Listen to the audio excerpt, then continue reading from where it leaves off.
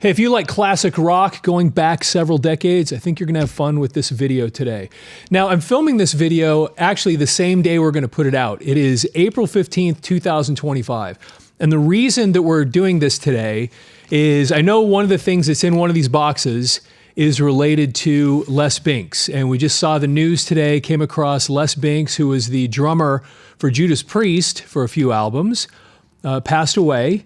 And I've seen it all over the place. And so I decided, you know what, we're going to do this video today because I know one of the records that came in one of these packages is related to him. And so I thought, let's go ahead and make that video today and just put it out today. And as part of this channel, Audio Mover, we talk about, old classic rock, old records. We read old record reviews and concert reviews and things like this. And so it allows me to come up with excuses to buy records that I never owned. Whether in some cases I had the cassette tape, which is true with the one I'm going to show you with the head Les Binks on it. Other times we had CDs and things like that. And so this channel now gives me an excuse to buy a whole bunch of records that I just never had on vinyl before. And so that's what this little video is going to be all about. So I'm going to start. We've got 3 of them here. There's 3 records. And each one of these are records that were kind of important for one reason or another. And so just wanted to share this with you. And by the way, thank you for following the channel. If you're following the channel, we have so many cool things coming. We're in the process of putting together a schedule because we have so many different types of videos and we're kind of just randomly putting them out right now. But we're going to, probably within about a month from now, have a schedule so you'll know what types of videos are coming out, what days and what times. And anyway, I really appreciate all the support and the comments and the likes and people contacting us. It's been so fascinating watching this channel grow. I mean, we picked up, just in the last month, we picked up about 2,600 new followers just in a month. And so I appreciate that. And it seems like people really like what we're doing here and we've got a lot of cool stuff to come. So anyway, so let's open up this first one. Like I said, I get on eBay and I just start thinking about all the records that I used to love and thinking, man, we don't have that one on vinyl for okay, yeah, this is the one right here. You can probably already tell what it is. And it is Judas Priest Unleashed in the East. Now, when I first discovered Judas Priest, it was the Screaming for Vengeance album. I bought it on one of those. I bought it on cassette tape, actually. I bought it on one of those little things where you get like 11 records for a penny. Do you remember those things? You'd find them in magazines. You'd fill out this little form and send a penny in, and then they'd send you a whole bunch of records, and then all you had to do was buy, I don't know what it was, a few over the next few years. And one of them I got was Scream for Vengeance, and I just loved it. It was so amazing. It just front to back, it became one of my favorite records still of all time, Scream for Vengeance. Well, then somebody, knowing that I was into Judas Priest, I think they let me borrow, or I can't remember exactly how I came across it, but I got a copy of this album, but it was on a cassette tape. And so I didn't know all of the previous Judas Priest stuff. Scream for Vengeance comes out, and then you hear about British Steel because that had a couple of hit songs on it. But then this album was put out right before British Steel. It was this live album. And I got a hold of this, and I used to listen to this on the way to school some days, and I was blown away by how much I loved the songs on this album. And I really wasn't familiar with any of them. And just the way it's recorded, the tones, the way Rob Halford sings, I mean, it was just so great. And so anyway, I fell in love with this thing, and I never owned it on vinyl. So like I said, I decided to order it. And we'll do a video on this record at some point. And like I said, the reason we thought this would be fun, because I knew it was in this mix somewhere, to do this today is because, of course, Les Binks, who was the drummer on this record, and he'd actually played on the 2 records prior to this one. It was Stained Class and Killing Machine. He played on both of those, and then, of course, on this. And then after this album, he left the group, and then that's when Dave Holland joined, and then, British Steel, Point of Entry, etc. after that. So that was the front. This is the back. And there's, of course, Rob Halford on on his Harley, which kind of became a staple of the Judas Priest shows. He'd bring that guitar up, or not the guitar, the motorcycle up on stage. It was, if you ever saw him in concert, this is just one of the things he does. And it's just, I don't know, it came up in another video that we did recently where somebody made, I can't remember what it was, but I was saying, is it ever not cool to drive a motorcycle up onto the stage? I don't care how many times you do it, it's just always cool. And so it was just kind of this neat thing that he would do. And so then, of course, there's Rob Halford, there's KK over there, there's Glenn, there's Ian, and then somewhere back there in the back is going to be Les Binks. And then the songs on here, Exciter, Running Wild, Sinner, Ripper. This is the one that really got me the first time when I listened to this album, was hearing the song Ripper on here, which of course comes from Sad Wings of Destiny. And actually several tunes on here come from that album. But I just thought it was so amazing. And it's slightly different, a little bit faster than the original album version. So when I heard it eventually on Sad Wings of Destiny, it threw me a little bit because it was a little slowed down, a little more controlled, and yet over time I started liking that version as much, if not more, than this one. Anyway, but this was so great. And then anyway, so many great tunes on here. So let's just take a look. Looks like there's nothing in here. They don't even have there's not even an inner sleeve. So anyway, again, the reason, let's see if they've even mentioned his name here somewhere. So here we go. So Rob Halford, lead vocals, Glenn Tipton, guitars, KK Downing guitars, Ian Hill bass, and then there's Les Binks on drums. And again, this is one of those albums, if you've never listened to this, if you have any interest in Judas Priest, this gives you just this great overview of all of what they were all about prior to that British Steel time period. Kind of when they moved into what would have been more the modern version of the Judas Priest sound. And in my opinion, it was so spectacular. And in some ways, I liked this almost as much as I like Screaming for Vengeance. It's just recorded so well.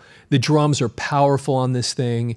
And again, Les Binks, we found out today that he just passed away. And so it means something to me, partly because this album was such a big deal to me and it introduced me to all the Judas Priest before this.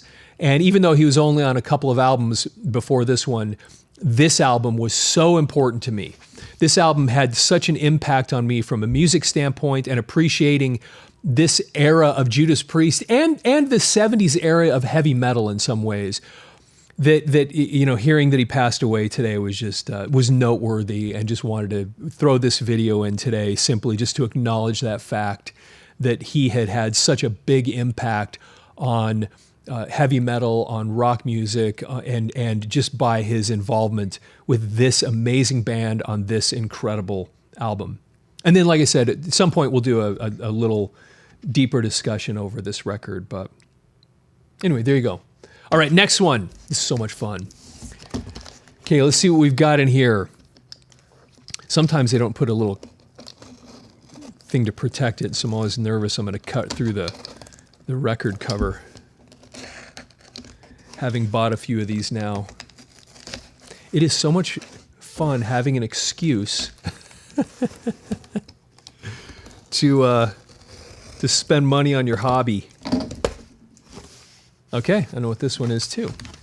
Some of you might be able to recognize it from that right there. How many of you right now can recognize what this record is from that view right there? So let's pull it out. 3, 2, 1. If you haven't figured that out by now, I'm sure there are people right now yelling at the screen that they know exactly what this is. And of course, this is Back for the Attack by Dokken. And I was a really big, where does it come out? There we go. I was a really, really big Dokken fan, and I never had the vinyl of this record. And this one, we've done a few Dokken videos on this channel, and it's interesting how many people, this is their favorite record. This is the one that really speaks to them. And so, but I'd never had the vinyl of it. I've listened to this thing. I've heard all the way through many times. And I was a big Dokken fan. Tooth and Nail, I don't know. It's just hard to beat that. It was such a great record. There were so many great things on it. And that's, back in that point, Don and George were just banging on all cylinders, and they were working well together. By the time they got to this album, because this was kind of it, by the time they got to this album, they were not friendly. They were struggling, and they were. And in my opinion, although people love this album a lot, you could hear it in the music a little bit, what was going on. And we're going to do another video on this record very soon. Because I know Gary, and I'll do it with Gary, because he's a huge fan, I know, of this record. And so that's why I picked it up. I thought we need to have that visual just for when we have that discussion. So, and I always thought this was a great album cover. The thing about Dokken, their first album, which I didn't care for, it felt a little juvenile, like it almost felt like high school kids. It was okay, and that's kind of the one, with Breaking the Chains. I never really cared for it. It was a little immature, like I said, but by the time they got to Tooth and Nail, man, they were awesome, like just this quantum leap of amazingness. But that album cover was, it had that claw coming up out of the water or whatever it was. Whatever. It didn't impress me, to say the least. And then Under Lock and Key, another cover that was okay. They're wearing kind of the 80s looking clothes, sort of, and the hair's a little more teased up. And again, it was, the cover was, and then, but the record was excellent. But then here, I thought they really nailed it. I thought, this is actually a really cool cover. Like, you guys really did it this time. And so, but like I said, I'd never owned that was one of the redeeming qualities for sure of this record. Let's see what the back is. So the back has these, again, this is kind of interesting. And this is the kind of thing that you could sit and look at for a while, which was one of the great things about records, is that when you buy it and you bring it home, you put it on the turntable and you just kind of look, you look at all the different things, you study the artwork, you think about what does it mean, and look at things like this that have that kind of almost, what is it? It's almost like ink looking drawings on here. It's great. You can sit here and study this stuff, and it would be really fun to sit and just look at this for a while you're listening to the album. And anyway, so this is actually pretty cool. Let's take a look and see if there's anything on the inside. No, it looks like it's just a standard inner sleeve. Oh wait, there's something in there. Sometimes when people mail these, when you buy these records, they'll have the record in another sleeve, and then they won't put it in the one. And people have told me it's just I didn't understand this clearly, I guess, but it's to protect the sleeve. And a lot of people will ship this on the outside of the. Just who knew? I didn't realize that was why these things were being done this way. I'd never looked at the inside of this. That is really kind of interesting. The yellow and the red. Here we go. There's the band. So there's Don, there's Mick, George, Jeff. And like I said, this was kind of the end of the road for these guys.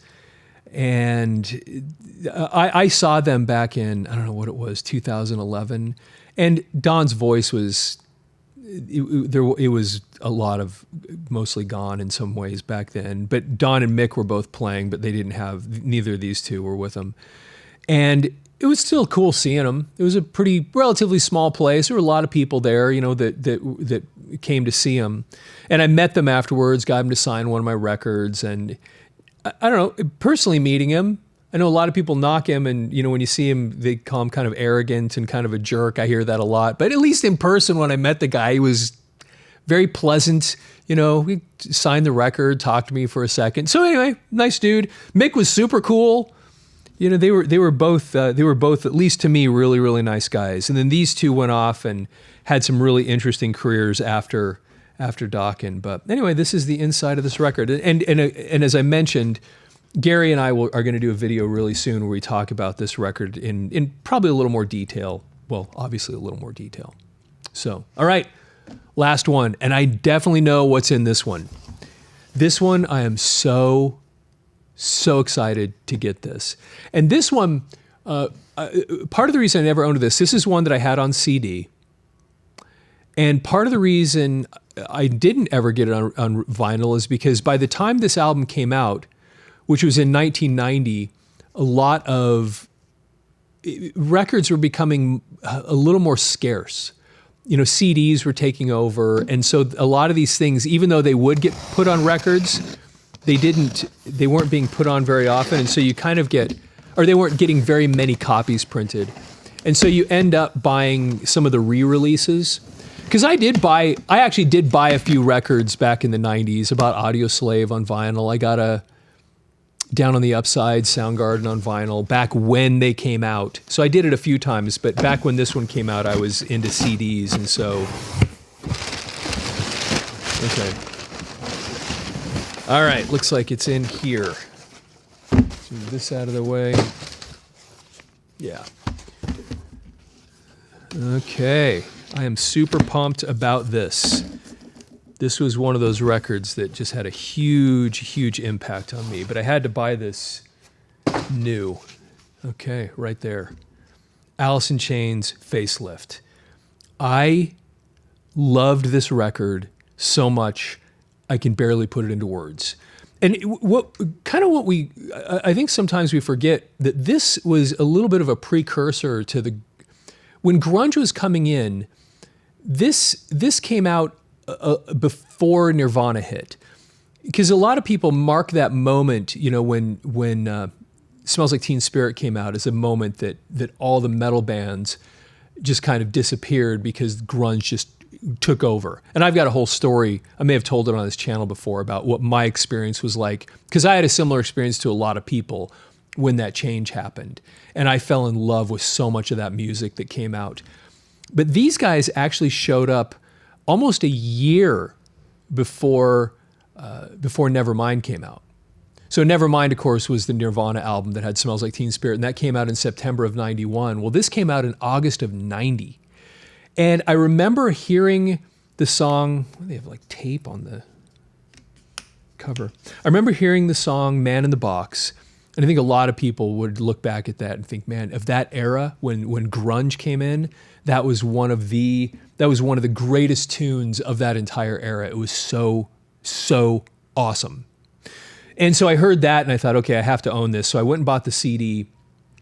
And when you hear the song We Die Young, if you've never heard the song We Die Young by Alice in Chains, as soon as you're done with this video, go find that tune and be ready to have your face melted. It's so great. It's just everything about it. And when you hear that tune, you start to understand why this type of music came in the way that it did.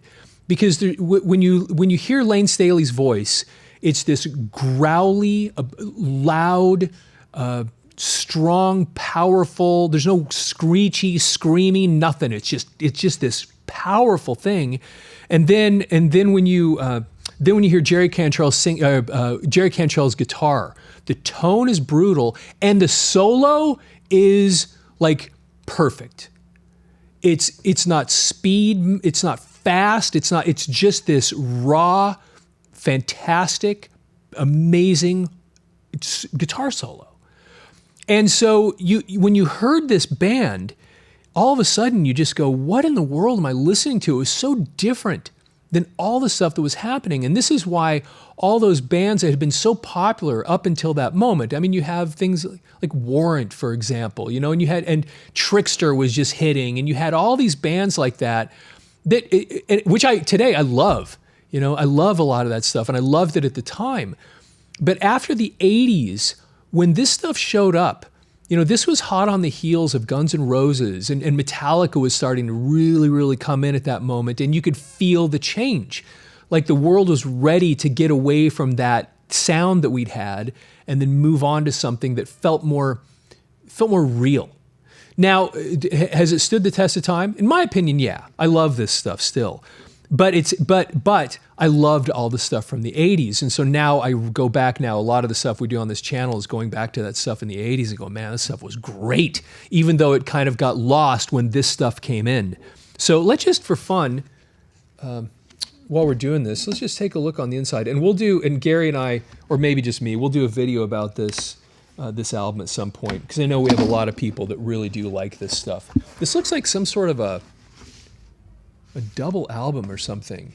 And like I said, I looked around, and I think you can buy the vinyl, but it was hard to identify. When you're on eBay, a lot of the people selling the stuff are not very clear about what they've got.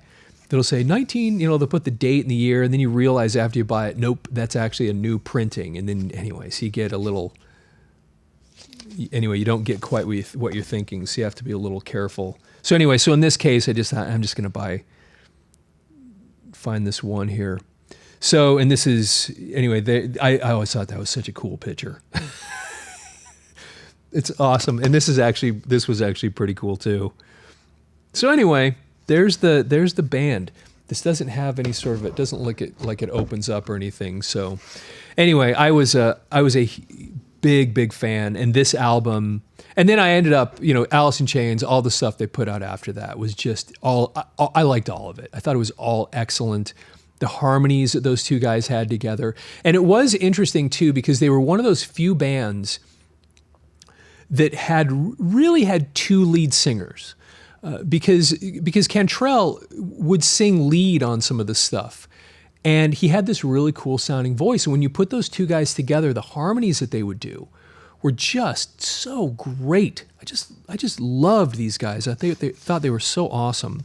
Anyway, so Alice in Chains, loved this record and thought it'd be fun to get, and this will be one of those that we'll spend some time with this, because this was, for me, in the history of music that I love, this is one of those records that just for me is top shelf. I've loved this from the day it came out, or from the first time I bought it, and I continue, one of those bands that I will still get this stuff out today because I loved this stuff so much. Anyway, hey, thanks for taking the time to visit with me here today. Please leave your comments on this stuff. We love getting all the feedback that we get from y'all. We've asked some questions about different shows that we've done, because we tried a few different things, talking about newer, concert tours that are happening and things that are in the news, just to try it and see how people responded to it. And we've had a lot of great feedback, and please keep the feedback coming. Some people are going to our website and emailing us on there. It's really helpful on the comments, because then everybody can kind of chime in on their thoughts on these things too.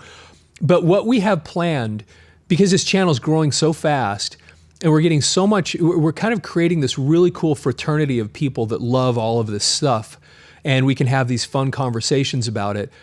We're actually, I'm hiring some people to come in and run the board, because we're going to start doing a live show. Because a lot of times, like even right now, I'm doing a lot of this stuff mostly by myself right now. And so we're hiring some more people to come in and help with that, to help with editing. We're bringing some more people onto the show. We're going to actually have segments where every single week at certain days and times, you're going to know what's coming out, what we're doing, the different things. And some of these people I'm bringing on, I'm so excited about this, but it's going to be about another month, unfortunately. But this is a recording studio here. This is a full audio video production studio that I have here. And so we have clients that come in and use this place.